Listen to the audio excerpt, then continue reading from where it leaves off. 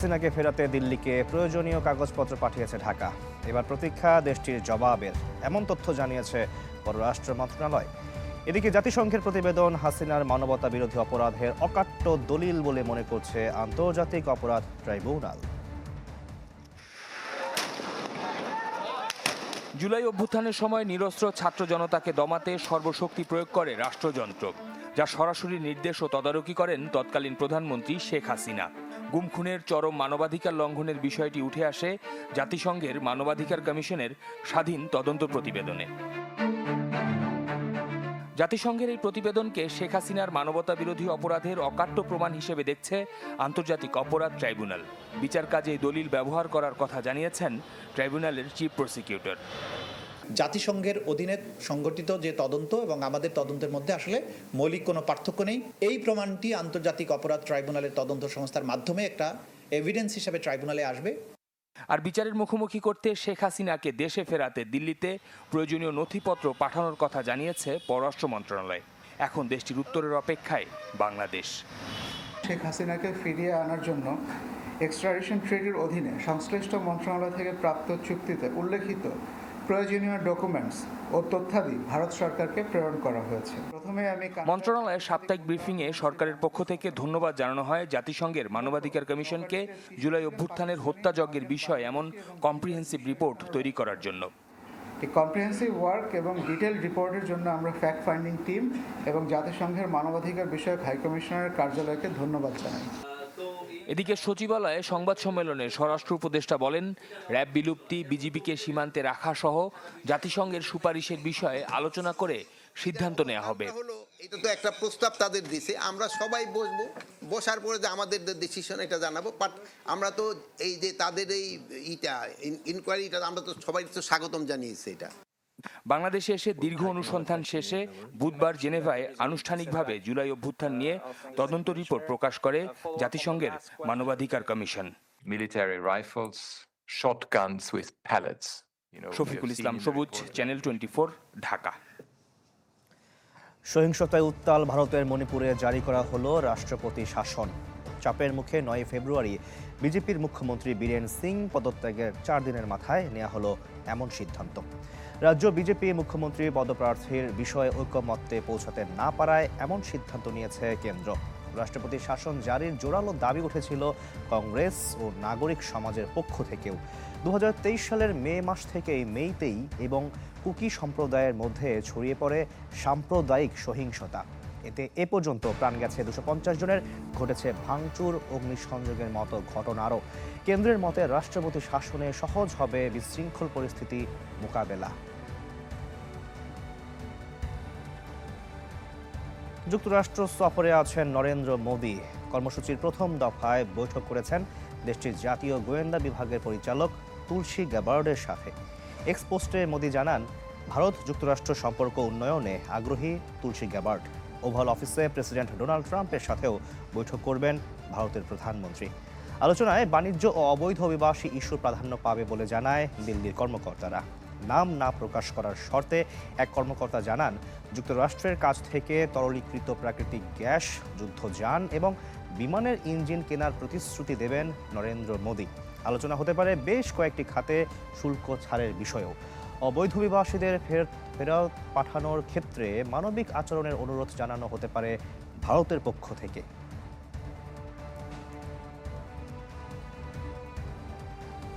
পশ্চিমাদের মাথা ব্যথার কারণ এখন ভারত রাশিয়ার অভ্যন্তরীণ বাণিজ্য। তবে যুক্তরাষ্ট্রসহ অন্যান্য দেশের উপর বাণিজ্যিক ও সামরিক সহায়তার জন্য নির্ভরশীল ভারত। পশ্চিমাদের বিশ্বাস, নির্ভরতা বাড়লে রাশিয়ার দিক থেকে মুখ ফিরিয়ে নেবে ভারত। পশ্চিমা নিষেধাজ্ঞার মাঝে নিজেদের অর্থনৈতিক সম্পর্ককে জোরালো করছে রাশিয়া ও ভারত। সেই সাথে ইউক্রেন যুদ্ধ শুরুর পর থেকে রাশিয়ার দ্বিতীয় বৃহত্তম বাণিজ্য অংশীদার এখন দিল্লি। 2021 সালে ভারতের মোট আমদানির মাত্র 2% অপরিশোধিত তেল এসেছে রাশিয়া থেকে। 3 বছরের ব্যবধানে যা পৌঁছেছে 40%। 2023-24 অর্থ বছরে দেশ দুটির দ্বিপাক্ষিক বাণিজ্য 33% বেড়ে দাঁড়ায় $66 বিলিয়ন। 2024-এ $13 বিলিয়ন জ্বালানি চুক্তির আওতায় ভারতের রিলায়েন্স শোধনাগারকে প্রতিদিন 5 লাখ ব্যারেল অপরিশোধিত তেল সরবরাহ করবে রাশিয়া। জ্বালানির পাশাপাশি সমুদ্রাশ্রয় বাণিজ্য বহরটা অনেক বড়। $4 বিলিয়ন রাডার সরবরাহের পাশাপাশি যৌথ উদ্যোগে ভারতেই উৎপাদন হবে ট্যাঙ্ক, যুদ্ধবিমান এবং মিসাইল। তাছাড়া উন্নত ভেরোনেজ রাডার সিস্টেমের 60% কাঁচামালের সরবরাহকারীও ভারত। এত কিছুর পরও ভারতের রাশিয়ামুখী নীতি নিয়ে সন্দিহান সকলে। পশ্চিমাদের বিশ্বাস, অদূর ভবিষ্যতে রাশিয়ার দিক থেকে মুখ ফিরিয়ে নেবে ভারত। নুসরাত মৌমি, চ্যানেল 24।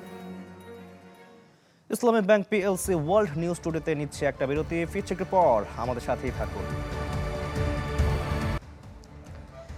জাতীয় ঐকমত্য কমিশনের সুপারিশের ভিত্তিতে বাস্তবায়িত হবে জুলাই সনদ। এরপর ডিসেম্বরেই হতে পারে জাতীয় সংসদ নির্বাচন। সংযুক্ত আরব আমিরাতের দুবাইয়ে ওয়ার্ল্ড গভর্নমেন্টস সামিটে এই তথ্য জানান প্রধান উপদেষ্টা ডক্টর মোহাম্মদ ইউনূস। বলেন, অন্তর্বর্তী সরকার চায় সবার সহযোগিতায় এক নতুন বাংলাদেশ। বুধবার সংযুক্ত আরব আমিরাতের দুবাইয়ে ওয়ার্ল্ড গভর্নমেন্ট সামিটের প্ল্যানারি সেশনে অংশ নেন প্রধান উপদেষ্টা ডক্টর মোহাম্মদ ইউনূস। প্রসঙ্গক্রমে উঠে আসে বাংলাদেশের সরকার ও জুলাই গণঅভ্যুত্থান প্রসঙ্গ। প্রধান উপদেষ্টা বলেন, জাতিসংঘের মানবাধিকার কমিশনের প্রতিবেদন বাংলাদেশের জন্য স্বস্তির, যেখানে স্পষ্ট শেখ হাসিনার নির্দেশে ছাত্র জনতার উপর গণহত্যার চিত্র। Documenting everything I just said about the killing, about the disappearance of people, torture chambers, how students were shot by the police and army under the order of the Prime Minister. So they vividly recorded that. So we don't have to go and tell the public and the world that, look, we are saying that these are all fabricated. So we have a United Nations document on that. So that's a relief. জাতীয় নির্বাচন প্রসঙ্গে doctor Yunus বলেন, জাতীয় ঐকমত্য কমিশনের সুপারিশের ভিত্তিতে জুলাই সনদ বাস্তবায়ন হবে। এরপরই চলতি বছরের ডিসেম্বরে হতে পারে নির্বাচন। So now we have what we call consensus building commission. So when we go to the political parties and so on, see which are the recommendations all agree, so that we take that as a charter and then implement that and hold an election. Election will be held as early as probably December of this year. We're not going away. এর আগে world government সামিটের সাইডলাইনে সংযুক্ত আরব আমিরাতের স্বাস্থ্যমন্ত্রীর সাথে বৈঠক করেছেন প্রধান উপদেষ্টা doctor Mohammad Yunus. এই সম্মেলনে যোগ দেওয়ার জন্য প্রধান উপদেষ্টাকে ধন্যবাদ জানান সংযুক্ত আরব আমিরাতের স্বাস্থ্যমন্ত্রী। বলেন, অন্তর্বর্তী সরকারের মেয়াদে বাংলাদেশ সংযুক্ত আরব আমিরাত সম্পর্ক আরও গভীর হবে। 2 দিনের সংক্ষিপ্ত সফর শেষে শুক্রবার দেশে ফিরবেন প্রধান উপদেষ্টা ডক্টর মোহাম্মদ ইউনূস। নাফিউল ইসলাম, লিংকন, চ্যানেল 24, ঢাকা। গাজায় যুদ্ধবিরতি বজায় রাখার শেষ মুহূর্তের চেষ্টায় মিশর ও কাতার। কায়রোতে হামাসের সাথে আলোচনায় বসেছে দেশ দুটির প্রতিনিধি দল। আলোচনা অগ্রগতির কথা বলছে কাতার ভিত্তিক গণমাধ্যম আল জাজিরা। হামাস নেতা মাহমুদ মারগাই বলেন, শনিবার পূর্ব পরিকল্পনা মোতাবেক 3 জিম্মিকে ফিরিয়ে দিতে প্রস্তুত তারা। তবে এ ব্যাপারে এখনও সবুজ সংকেত দেয়নি ইসরায়েলি প্রতিনিধিরা। আসেনি যুদ্ধবিরতির শর্ত মেনে চলার কোনো প্রতিশ্রুতি। বরং বুধবার ফের যুদ্ধের হুঁশিয়ারি দেন ইসরায়েলের প্রতিরক্ষা মন্ত্রী। এক বক্তব্যে বলেন, গাজায় ফের যুদ্ধ শুরুর প্রস্তুতি নিচ্ছে IDF।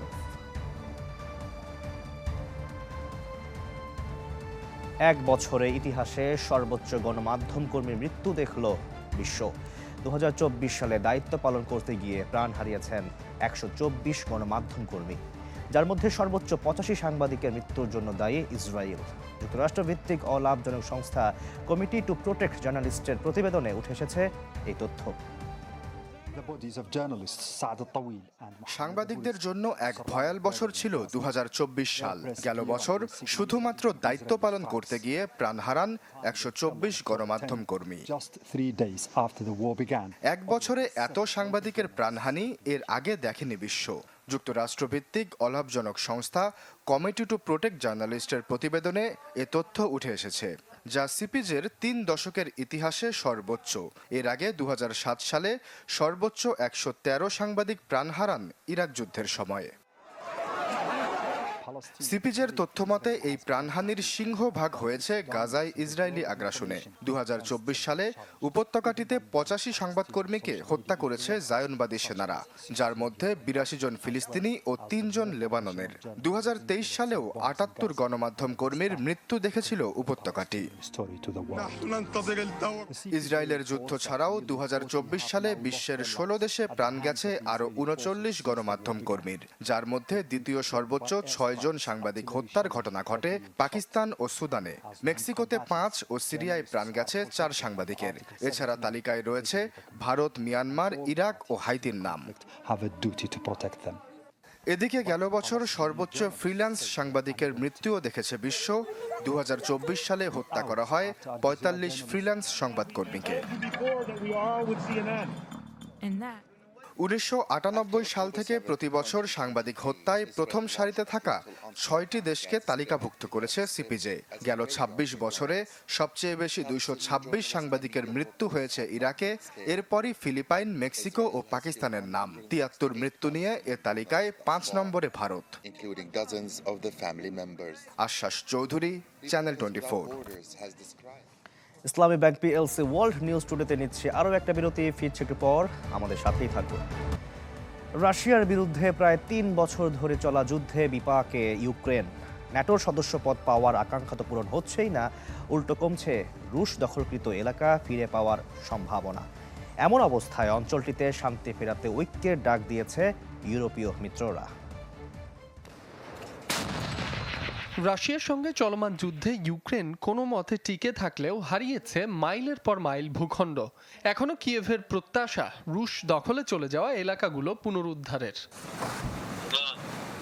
তবে রাশিয়ার দখলকৃত ইউক্রেনের অঞ্চল যে পুনরুদ্ধার সম্ভব নয় তা স্পষ্ট করেছে ওয়াশিংটন। ইউক্রেনের ন্যাটোর সদস্যপদ পাওয়া অদূর ভবিষ্যতেও যে সম্ভব হচ্ছে না সে বার্তাও দিয়েছে যুক্তরাষ্ট্র। নিরাপত্তা সুরক্ষার বিনিময়ে কোণঠাসা ইউক্রেনের বিপুল সম্পদের দিকেই এখন নজর দেশটির।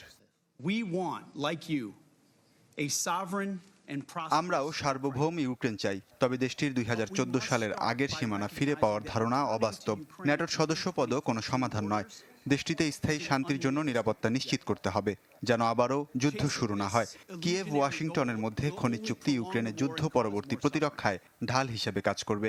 মরীচিকার পেছনে ছুটলে কেবল যুদ্ধ দীর্ঘস্থায়ী হবে, বাড়বে দুর্দশা। এদিকে এখনো শান্তির বাণী ইউরোপীয় মিত্রদের মুখে। ন্যাটো সদস্য না হলেও ইউক্রেনকে নিরাপত্তা প্রদানে সর্বোচ্চ তৎপর থাকার কথা বলছেন তারা। ইউরোপীয় পররাষ্ট্রমন্ত্রীদের সম্মেলনে কিয়েভের স্বার্থে দিয়েছেন ঐক্যের ডাকও। আমরা সব সময় বলেছি এটি ইউক্রেনের ভূখণ্ড। কিয়েভের সার্বভৌমত্বের ইস্যুটি পুরো অঞ্চলের নিরাপত্তার বিষয়। ইউক্রেন শান্তি চায়, ইউরোপিয়ানরাও শান্তি চায়। সংঘাত বন্ধ করে অঞ্চলটিতে শান্তি ফিরিয়ে আনতে ইউরোপের এক হওয়া বেশ গুরুত্বপূর্ণ। রাশিয়া ইউক্রেন চলমান সংঘাতে এ পর্যন্ত প্রায় $66 বিলিয়ন অস্ত্র সহায়তা দিয়েছে যুক্তরাষ্ট্র। তবে দ্বিতীয় মেয়াদে ক্ষমতায় এসেই উল্টো পথে হাঁটছেন ডোনাল্ড ট্রাম্প। মাসুম রাব্বি, চ্যানেল 24।